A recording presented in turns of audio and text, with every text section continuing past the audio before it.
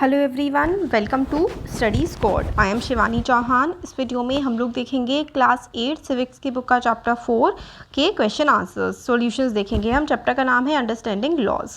तो देखिए, पहला क्वेश्चन है, right in your own words what you understand by the term the rule of law. तो जो टर्म है या जो शब्द है रूल ऑफ लॉ, इससे आप लोग क्या समझते हो।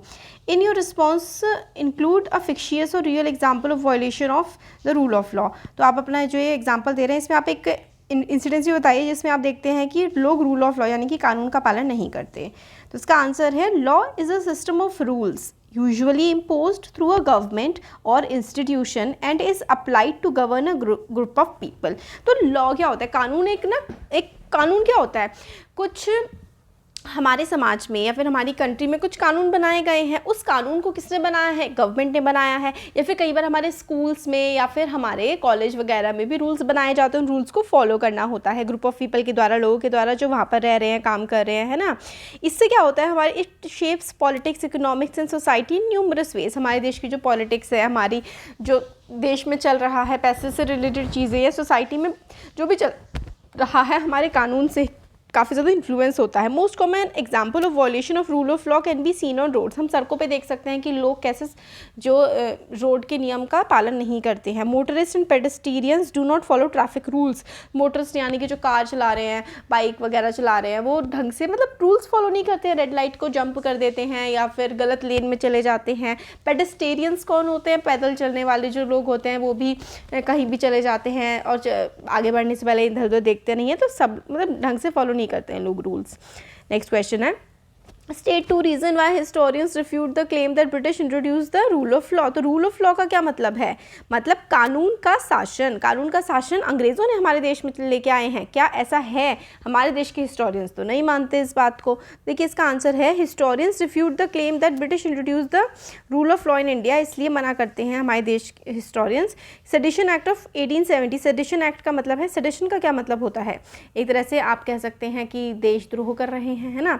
तो इस एक्ट के अंदर क्या था, किसी भी पर्सन को आप सरकार यानी कि पुलिस उठा सकती थी। ब्रिटिश गवर्नमेंट ने ये कानून बनाया था और उसको पुलिस को लगा कि भाई इस इंसान ने कुछ गलत काम किया है, उस इंसान को रीज़न भी नहीं बताएंगे, उस इंसान का कोर्ट में केस भी नहीं चलाएंगे और उसको ऐसे ही ले जा करके जेल में बंद कर देंगे। ये था सेडिशन एक्ट ऑफ 1870।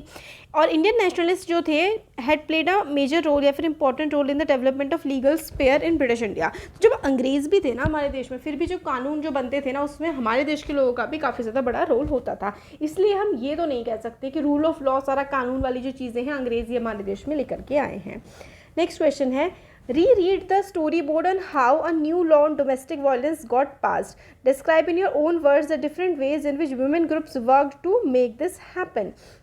तो स्टोरी बोर्ड जो है उसको दोबारा से पढ़ना है और फिर बताना है कि किस तरीके से domestic violence act, domestic violence यानी कि घरेलू हिंसा, जो औरतों पर अत्याचार किया जाता है, उनके घर में मारा पीटा जाता है उनको, उसके खिलाफ जो कानून बनाता है वो किस तरीके से कैसे हुआ था, वो हमें बताना है।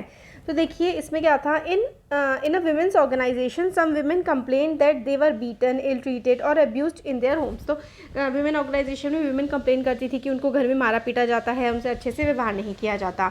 Through public hearing it was realise that women want protection against being beaten, the right to continue living in a shared household and often temporary relief. तो विमेन क्या कहती थी कि भाई हमें मारा पीटा ना जाए, हम लोगों को घर में रहने का अधिकार हो और हम लोगों को कई बार रिलीफ भी मिले जब हम जैसे कि अपने घर में वो नहीं रह पा रही हैं, परिवार में कुछ परेशानियां हैं या फिर उनके पति उन्हें मार रहा है ना, दिक्कतें हैं, तो उनको कुछ रिलीफ भी मिले कहीं और वो ढंग से रह सकें।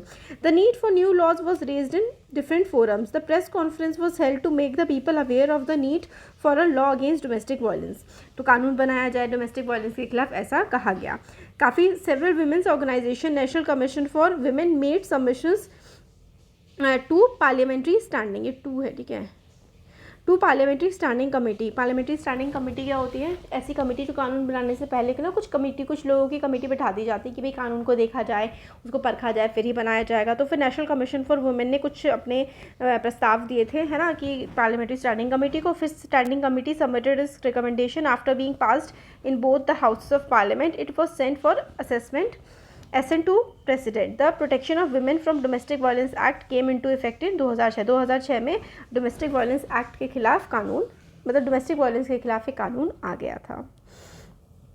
नेक्स्ट क्वेश्चन है right in your own words what you understand by the following sentence, जो पेज 44-45 पे है कि दे also began fighting for greater equality and wanted to change the idea of law from a set of rules that they were forced to obey to law as including idea of justice. तो they were fighting मतलब हमारे देश के जो स्वतंत्रता सेनानी थे वो सिर्फ मतलब कानून, आइडिया ऑफ लॉ ये सब नहीं, बल्कि जो कानून हो, कानून तो आप कुछ भी बना दो, है ना, ऐसा थोड़ा ना होता है, उस कानून में सबके लिए समानता भी तो होनी चाहिए, इक्वालिटी भी तो होनी चाहिए। तो ये क्या बात थी, जैसे कि हमने क्वेश्चन फर्स्ट में भी देखा था, जो सेडिशन एक्ट था 1870 का, was the turning point in the struggle of freedom in India. मतलब हम लोगों को समझ में आया कि भाई अंग्रेज को ज़्यादा ही अत्याचार कर रहे हैं।